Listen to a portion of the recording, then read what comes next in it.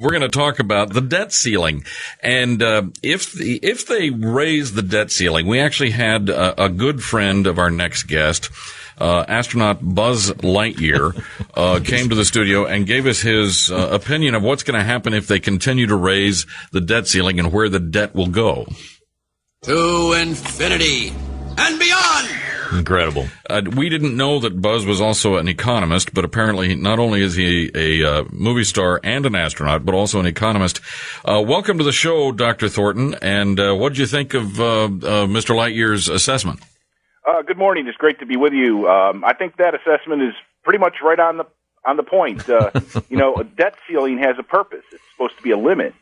And if you increase the debt ceiling just because you're adding more debt, it's no ceiling at all. I'd say if you raised your own ceiling as often as the federal government did, your house would be the size of the Alamo Dome by now. Right. I saw an example that they gave. They said trying to hold down the deficit by not raising the debt ceiling would be like trying to balance your budget at home without paying rent or your mortgage. Oh, yeah. It's very convenient to be able to just write more paper, write more bad checks, run up the credit card to infinity, basically. That's what they want to do. It's kabuki. It has to be stopped. So, all right. So, Tim Geithner, our Treasury Secretary, who is guilty of tax cheating, did I say that out loud, or was that my thought bubble? Anyway, Tim Geithner has kept on saying that this was the drop dead week, that the world would stop, the sun would not rise, the birds would not sing, and he was getting some help from that Christian group that says today is the last day on earth. So what happened? Why did the sun continue to rise? Well, it's a nice sunny day here in Auburn, and I understand it's a nice sunny day in San Antonio as well. No, it's not, actually. We've got drizzle and fog and nice cool temperatures. Well, that's good. We need a little bit more rain. We're all good. We need a lot more rain than that, but at least it's suppressed the fire hazard. Well, Geithner is basically continuing the process through accounting gimmicks. Right. Already reached the debt ceiling of $14.3 trillion, and he's using accounting gimmicks, basically not paying some bills in order that the money could be diverted to pay more obvious bills, so that money that's supposed to go into various accounts to pay for things going forward, those payments are not being made now in order to keep this whole charade going until August. August is now the drop dead day. Why can't they do, Doctor, why can't they do like everybody else has to do? Okay, this is how much money I make this year. Okay, obviously I'm over it. So, some of the stuff we're going to have to get rid of. Why don't they do that? We don't have to raise the debt. The only reason we're raising it is because we need more spending. Do you know just as an aside, Dr. Thornton, did you know that we still have a commission on the Helsinki Accords?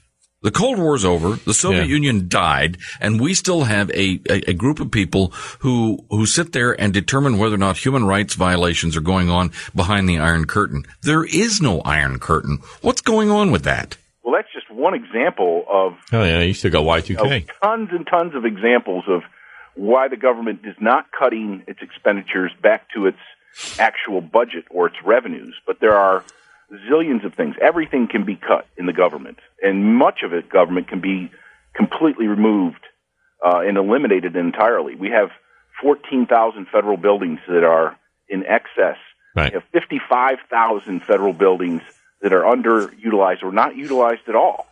So that's just the building component of the existing excess supply of materials that they have that could be auctioned off and also be put to good use.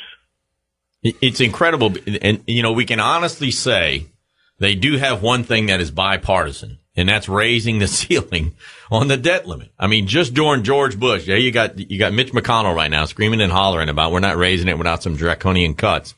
Okay. But guess what? During George Bush's term, McConnell voted 6 times to raise the debt ceiling. So they finally found a way to be bipartisan. Did you call him Borge Jush? I'm sorry. I'm just trying to follow. I know you have a Cajun accent. That's all very good and well, but Borge, is that the French pronunciation? Is that French Cajun? Oui.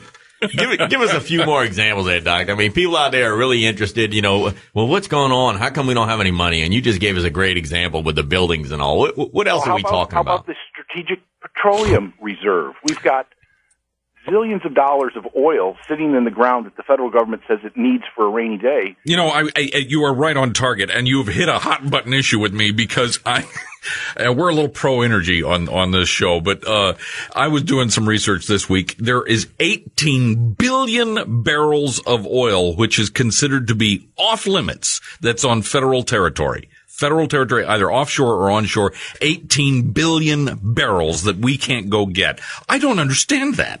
Well, I think I actually, the number that I've heard just offshore, that it's possible that there might be as much as 60.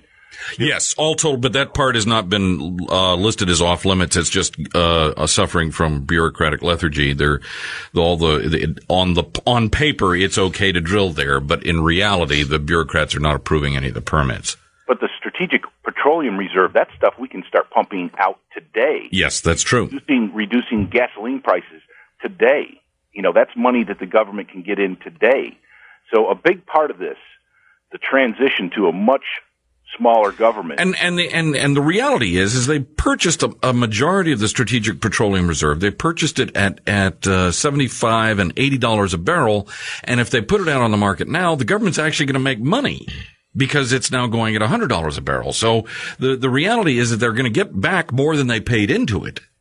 Oh, yes. And, you know, the list of resources that can be sold off and auctioned off, and that need to be sold off and auctioned off include, you know, the bandwidth spectrums and the oil reserves, federal lands, and then there's a lot of fees that can be increased to make agencies, you know, profitable or at least break even.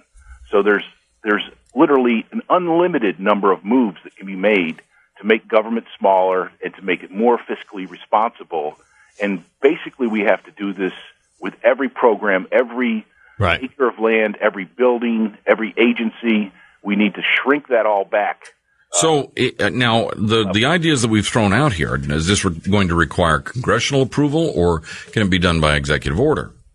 Some of it can be done by executive order, like the Strategic Petroleum Reserve. But a lot of this is we've got to make Congress make some decisions. We've got to make Congress make some choices about, you know, they're not going to have an unlimited military budget, for example. They're not going to have an unlimited spy budget, which is one of the budgets that's most out of control right now, is the amount of money that we're pouring into spying, which of course never gets us anywhere. The spies, the CIA and the FBI and so forth, they're always behind on the wrong side of the issue. They're always being fooled. They're always making mistakes. They're not getting us anywhere, and their budgets have ballooned totally out of control. Well, how about that? What was it? 110% we've increased since Obama took over the environmental agency here, the EPA. 110%. That's stunning. For what? What are we hunting for? Are we back in the 60s with the dirty water and the dirty air and we're trying to cure it? It's insane what he did. Yeah, and the EPA is not about saving the environment. No kidding. No kidding. And I'm going to tell you why. There are 10 attorneys for every scientist or engineer that they employ at the EPA. The EPA, and if you compare that with Texas Commission on Environmental Quality, the second largest but not the second best environmental agency in the world, the TCEQ does not have but 8 attorneys for the entire agency. And then there's something on 3,800 employees statewide for that particular agency. So that gives you an idea where the reality is. They're interested in doing the monitoring, and fining. Fining, yes. And, TCEQ is interested in doing the monitoring and making sure that there's compliance, and then outreach efforts to try and make sure that industry knows what they can and cannot do. But ultimately, it is where the FBI, where the EPA is concerned, is that they write these legal briefs that are pages and pages and pages long, one of which I had to read when I was with the federal government, and to write another regulation. And it's insane. It's clear that attorneys have controlled the EPA for years. Now, we're going to be coming up on a break here, Dr. Thornton, and I don't want to lose you, so please stay with us. We're going to talk about some other ideas that you all have there at the Ludwig von Mises Institute on how we can actually bring the spending under control. Welcome back. You're listening to The Boiling Point. I'm your host, Mac McDowell. We have in the studio with us today Kirk Harrison, our political analyst, in his colorful and signature Aloha shirt. Yes. On the phone with us is Dr. Mark Thornton of the Ludwig von Mises Institute. Dr. Thornton is a senior fellow at the Ludwig von Mises Institute, an economic institute that believes in things like balancing the budget. Amazing. Sedition there. I'm not sure if that falls into sedition category or treason. Which is it? Anyway, welcome to the show, Dr. Thornton. We were talking about different ideas about how to make up the difference so that we actually don't have to raise the debt ceiling. And you were covering the Strategic Oil Reserve. So let's talk about some other ideas. Well, I mean, one thing that the Institute has been championing for a long time is the gold standard. And a country on the gold standard always has a balanced budget, because if you start borrowing money, markets get scared and they punish the government and the economy as a result. So a basic requirement, if you looked at our history, you've got to get back on a gold standard. So, but let's talk about the gold standard. If you pile up all the gold in the world, and I mean everything, including Kirk's wedding band, and you throw it all in the pile, it's only about $5 trillion worth of gold. How are we going to make up? Then we've got fractional, what do you all call that? Fractional backing? Fractional reserve banking, yes. Right. Correct. Well, I mean, you've got not just gold, but you've got all the silver, you've got all the copper, all the monetary metals out there. And basically that is, economists are fond of saying that any amount of money will suffice to provide a monetary system. It's just that prices have to adjust over time to the changes in supply and demand. But the nice thing about one of the things we want to liberate is the nation's gold supply. So if the government minted up gold coins and sold off its gold reserves into the marketplace, it would not only be creating an alternative monetary system, but it would provide revenues to the government in the transition to a smaller government. So that's another thing that can be sold off to liberate billions and billions and billions. Now, can that be done by the Treasury Secretary, or is that by Congress only? He ain't going to do it. That's got to be Congress. That's got to be Congress. Yeah, that's going to be a law. Anytime the monetary system is changed in a significant way, it has to be with a congressional approval. All right. Well, we used to have an agreement with the rest of the world called Bretton Woods. For those folks that don't know where that is, that's in New Hampshire. And in the closing months of World War II, Churchill and Roosevelt and their staffs got together to try and come up with a economic monetary system for the world. They came up with two very bad ideas, one called the International Monetary Fund and the other called the World Bank. But the one thing they did have is that the United States would be the United States dollar would be the reserve currency, and that it would be backed by gold. What happened to that treaty? Well, the government cheated. They printed up too many dollars, and then Nixon thought that the gold reserves was going to be taken by other countries, and so he switched them. That's why the money has to be coined up and put into our hands, not into their hands, with their promises written on pieces of paper that they're willing to pay back, because they cheat every time. All right, yeah, I've got $1 in my pocket here. That's about all I've got, and it says Federal Reserve Note. It doesn't say property of the United States government. It says Federal Reserve Note. Does that mean that note actually belongs to what is that quasi-independent bank called the Federal Reserve? Well, it's an obligation of the Federal Reserve, but their obligation is only to provide you with if you turned it in, the only thing you would get back is either change, or you'd get a new copy of a cleaner, newer copy of the same thing. So it's an obligation to pay, but it's not an obligation to pay anything tangible. That's why we need a real economy needs a real money, and real money means gold, silver, and copper coins. All right, back in the early 20s, they had things like silver certificates and gold certificates. Tell our listeners a little bit about that. Well, yeah, that's right. Well, the Federal Reserve came in 1913, and that was basically the end of the real gold standard. No, wait. The Federal Reserve came in 1913, and then the country went through a major recession in 1919, and then a huge depression in 1929. Wasn't the Federal Reserve sold as the way of curing all that kind of all that would never happen as long as we had a central bank? Wasn't that the way it was sold? Yes, and it's the big lie, basically, the idea that the central bank is there to cure all of our problems. It's not. When in fact, it's there and it creates all of our problems. It creates the business cycle and it creates inflation. Well, then it was perfect for the government, isn't it? Yes, I mean it's great for the government because it gives the government a more active, easier to use printing press, right, to increase its ability to take resources out of the economy. So and then of course inflation over time means that debtors get to pay back their debts in less valued money, and of course the biggest debtor is the U.S. government, and so the U.S. government is the primary beneficiary of the Federal Reserve's inflation, and that is why if you go back on a gold standard and you take the power away from the Federal Reserve, the federal government doesn't have the ability to exceed its tax revenues in terms of its spending by very much at all. Right. You know, this is a chance. This is a real chance. And everybody out there, when you sit down and think about it, the government lives in a bubble, like Mac was talking about here just a minute ago. He had his bubble thought. But they do. They live in a government, in a bubble up there. And they don't really feel the real pressure that everyone else is already feeling. It was always amazing to me. They come out with there's no inflation out there, but me and you and John Q and John Susie Citizen out there, we're just sitting here and saying, golly, a gallon of gas is really expensive. Food is really expensive. Who says I'm not feeling the inflation deal? But they don't feel it because they live in the bubble.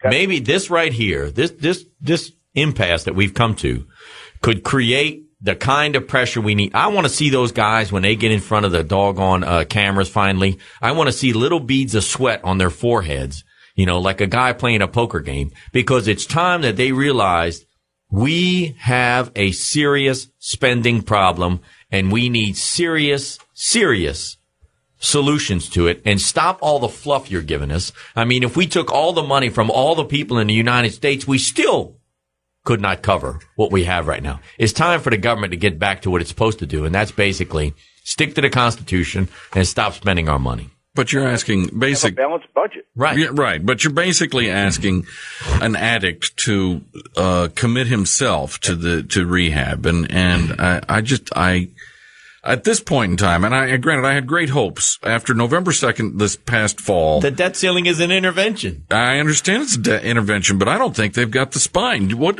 do you think, Doc? Do you think these folks are actually going to be able to say, no, we're not going to vote for it? Is there going to be enough Republicans or enough conservatives, both Republicans and Democrats, that say, no more? Are there going to be enough to say that? I don't think so. I really don't. I think that they really don't have the spine. They don't have the knowledge of economics. They don't have the knowledge of the everyday man's experience with balancing the budget and the difficult decisions that have to be made by entrepreneurs all the time to make their payroll, right, to pay their taxes and to pay their bills. I don't think that they have the knowledge. Even in the corporate world, you have that. I mean, in small business, you have it in the corporate world. What I call is the butterfly effect. When you're sitting there and you're looking at your budget and you're working, and I was in corporate America, and here's my budget and here's where it's going, and I'm projecting it out because I have to do a projection for my boss, who then in turn does one. And you're looking and guess what? It's not matching up. I'm going to have to make some cuts. I'm going to make some adjustments to get this bad boy to hit. And you start feeling that butterfly in your stomach like, hey man, I might lose my job here if I can't get this thing under control. That's the same thing that actors feel when they get on the stage. The great actors say, I always have those butterflies, that fear. Without that fear, you're not making any tough decisions. If you can sit back there and you can just sit in that big throne you've got in Washington, D.C., you're not feeling the fear. I think the debt limit, this is just me, I think it's a chance for us to have an intervention program. They ought to put us on one of those reality shows and have those goddamn politicians flopping around on the ground saying, I need a hit, and let's just cut these guys off. You know what? Cutting edge of the economy is the people right now who are deciding or who have decided to start a new business, a new venture, right, to produce goods and services for customers and hiring employees, buying land, buying a building, buying raw materials in order to produce goods in the future for consumers. And our decision today, if we balance the budget, if we cut government spending, if we release new resources back into the economy from the government, it's going to make their job a lot easier. It's a boomtown. More successful. If we let's talk about that, because because, it's not like the government has to borrow everything to pay off everything. Right now, they're operating on approximately 2/3 of the budget is actually generated from revenue. That's give or take, depending upon who you ask. So basically, by not raising the debt ceiling, the government would only have to cut back spending by 33%. Is that correct? That's about correct. Yeah. So could we do that by mandatory retirements of all those people within the federal government who are eligible for retirement, forcing them to retirement? Of course, that could be done by executive order, could it not? At least the executive branch of it. I'm not sure exactly about the legal obligations there, but everything has to be cut. We've got such a financial hole, right, across the board. $1 trillion. That means every margin on the government's budget has to be cut. So these people in Washington, even though we've been talking about it, even though there was the massive earthquake on November 2nd, the political earthquake that took place with conservatives winning everywhere, even though that has happened, they're still saying it's business as usual in Washington. Is that what they're saying? Most of them are. Of course, the Democrats are to a large extent, and then a lot of Republicans are. There's some people that are willing to hold the line, but I'm not sure if it's enough right now to make that debt ceiling stick or to come to some budget accord whereby the budget is balanced, the national debt is retired, and Social Security and Medicare are, over a long period of time, completely replaced with just a complete private system of retirement and health care. Mm-hmm. So if you were able to get those long-range goals in place, including a balanced budget and retiring the national debt over a period of time, then I can see some agreement coming about that would be a significant improvement in terms of the economy right today. I think that if we resolve Social Security, Medicare, and the budget, even if it was over a period of time, the U.S. economy would take off, and all those little entrepreneurs would take that jump, that leap of faith, and the economy would be refreshed. All right. And don't think it can't be done. I mean, the 401ks took off for that same reason. All right, sir. We appreciate it. We're going to have you back again some other time. You've been listening to Mark Thornton of the Ludwig von Mises Institute. Thank you, Dr. Thornton. This is The Boiling Point. Stay tuned.